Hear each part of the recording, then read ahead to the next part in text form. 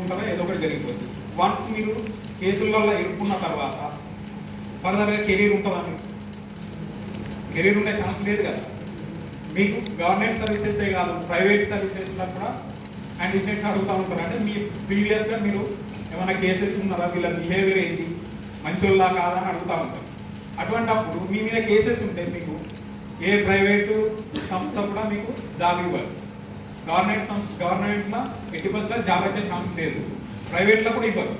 ఇవ్వనప్పుడు మీ career ఏమైనా ఒక చిన్న వీక్ మూమెంట్ తోటి ఏదో ఫ్రెండ్ చెప్పిండు, మా ఫ్రెండ్ తాగితే స్టైలిష్గా ఉన్నాడు, లేకపోతే వాడు చెప్పిండు వాటితో పాటు మేము ఉండాలి కంపెనీ కోసమో దానికోసమో అని పోతే కెరీర్ లాస్ అయినట్టే కదా. ఒక చిన్న 5 నిమిషాలు తప్పిదానికి మీ కెరీర్ మొత్తం పోతుంది, అంటే లైఫ్ లాంగ్ మొత్తం పోతుంది. మీరు అనుకునేవన్నీ పోతాయి. మీ పేరెంట్స్ మంచి జాబ్ పోయాలి, పేరెంట్స్ని చూసుకోవాలి, బ్రదర్స్ని చూసుకోవాలి, ఇంకా ఫర్దర్ ఇంకేమున్నా కూడా అవన్నీ బట్టి పోయినట్టే కదా. అందుకోసమని ఏ నిమిషంలో కూడా మీరు టెంప్ కాకండి, అస్సలు టెంప్ కావాల్సిన అవసరం లేదు. ఎవరైనా ఫ్రెండ్స్ చెప్పినా కూడా అరే అట్లా కాదా పోయి అని డిస్కరేజ్ చేయండి. దీంతో ఏం కాన్సిక్వెన్సెస్ ఏం లేవు, ఏ వాడు తీసుకున్నాడు మనకి ఏమైందని ఆలోచించకండి. అటువంటి ఆలోచన రానియకండి. ఆడు దొరకకపోవచ్చు, మీ బ్యాడ్ టైం మీరే దొరికిరు అనుకోండి, మీరు దొరికి మీ పరిస్థితి ఏందని ఆలోచించండి. ఫస్ట్ మేము మా దగ్గర పొజిషన్లో కానీ అంటే కన్జంప్షన్లో కానీ తీసుకునేటప్పుడు కానీ, లేకపోతే మా జేబులో దొరికినా కూడా మీ కేసులో దొరికితే మా పరిస్థితి ఏంది, మా కెరీర్ ఏమైంది, మా ఎడ్యుకేషన్ ఏంది, అవన్నీ ఆలోచించి మాత్రమే అలా పోవాల్సి ఉంటుంది. అటువంటి ఆలోచనలు వచ్చినప్పుడు మనం అటు పోం కదా. ఖచ్చితంగా అటు సైడ్ ఆలోచన చేయకండి. ఎవరన్నా మన ఫ్రెండ్స్ కూడా బాగుంటుంది అబ్బాయి అని చెప్పినా కూడా అట్లా కాదు అబ్బాయి అని డిస్కరేజ్ చేయండి. ఓకే, తర్వాత నెక్స్ట్ ఇంకా లాస్ట్గా ఒక కేసు చెప్పేసి మీకు కంక్లూడ్ చేస్తా. రీసెంట్గా ఒక చైల్డ్ వెల్ఫేర్ డిపార్ట్మెంట్ దగ్గరికి ఒక కేసు వచ్చింది. వాళ్ళ మదర్ టీచర్, వాళ్ళ మదర్ స్కూల్ అసిస్టెంట్ టీచర్, వాళ్ళ అబ్బాయి ఇంటర్మీడియట్ ఫస్ట్ ఇయర్ అవుతాడు.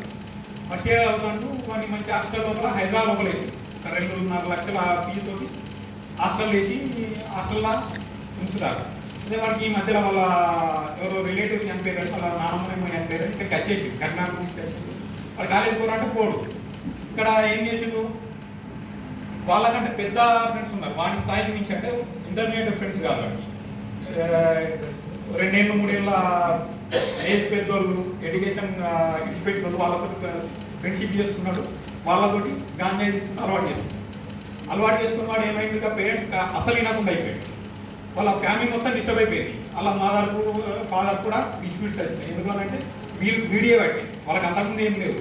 వాళ్ళ మదర్ కొంచెం కొద్దిగా గారాబం చేస్తాను, వాడి ఆమె బట్టే వాడు నాశనం అయిపోయిందని చెప్పి వాళ్ళ ఇద్దరి మధ్యలో డిస్ప్యూట్ వచ్చి వాళ్ళ ఫాదర్ ఏం చేసిండు, ఇంకో చిన్న అమ్మాయి చెల్లె ఉంది, ఈ ఇంకోటి ఉంటే వీడు ఏం చేస్తున్నాడు, ఆ అమ్మాయిని పట్టుకుని వాడు వాళ్ళ ఫాదర్ ఇళ్ళకి ఎక్స్పెక్ట్ వెళ్ళిపోయాడు. వాళ్ళ మదర్ ఏం చేసింది, వాళ్ళ మదర్ భరించాలి కదా, ఎవరు లేకపోతే ఎట్లా అని చెప్పి వీరితో ఉండడం. వీడు ఏం చేసింది, ఇక మీరు కాన్షియస్నెస్ కోల్పోయాడు, కంట్రోల్ కోల్పోయాడు. ఏది తీసుకోవాల్సిన టైంలో అది తీసుకోకపోతే వాడు లోపల ఇక వాడికి ఆగడం లేక ఏం చేసిండు, డబ్బులు కావాలంటే వాళ్ళ మదర్ కూడా ఉంటుంది కదా, తీసుకోవాలన్నా కొడుకుని పంపాలి, అక్కడ ఇది డ్రగ్ పలానా దగ్గరికి పంపాలని ఉండదు కదా అని ఆమె ఏం చేసింది, డబ్బులన్నీ దాచిపెట్టి ఆయనకి డబ్బులు దొరకకుండా చేస్తే చివరికి ఆమెనే అటాక్ చేసి మనం ఎక్స్పెక్ట్ చేస్తాం మన మదర్ మీద చిన్న డబ్బుల కోసమో చిన్న దానికోసమో బ్యాడ్ హ్యాబిట్ కోసం మనం అటాక్ చేస్తామా? చేయం కదా. మనం అడిక్ట్ కాకపోతే చెయ్యం. మీరే అడిక్ట్ అయితే మీరు కూడా చేస్తారు. కాబట్టి అట్లా అయిన తర్వాత లాస్ట్ ఏమైంది, అట్లా కూడా కంట్రోల్ అవుతుంది. అట్లా కూడా కంట్రోల్ కాకపోతే చైల్డ్ వెల్ఫేర్ డిపార్ట్మెంట్ దగ్గరికి వచ్చి మా వాడిని ఏమన్నా చేసి డిఅడిక్షన్ సెంటర్లో వేద్దాం. దానికి ఎవరు సపోర్ట్ చేస్తారు? ఎవరు చేస్తారంటే మేమేం చేసినాము అని అంటే మా పరిధి కాదు అది. మా పరిధి కాకుండా మేమేం చేస్తాం, మా కేసెస్ డిటెక్ట్ చేయాలి. వాళ్ళ దగ్గర ప్యాకెట్ దొరికిందంటే తీసి జైల్లో పంపాలి, అంతే.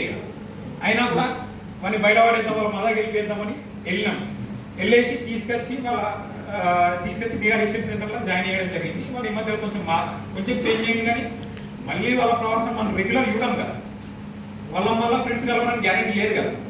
అటువంటిది లేనప్పుడు మనం ఒకసారి అలవాట్లకు వెళ్ళిపోతే, ఒకసారి తీసుకోవడం అలవాటు అయితే మనకి బయట తీసుకురావడం అనేది బాగా కష్టం.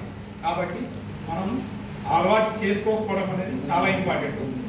లాస్ట్లో పాయింట్ ఏంటంటే మనకు ఇంపార్టెంట్ థింగ్ ఏంటంటే మన దగ్గర దొరికేది మేజర్గా గంజాయి అండ్ వైట్ కట్.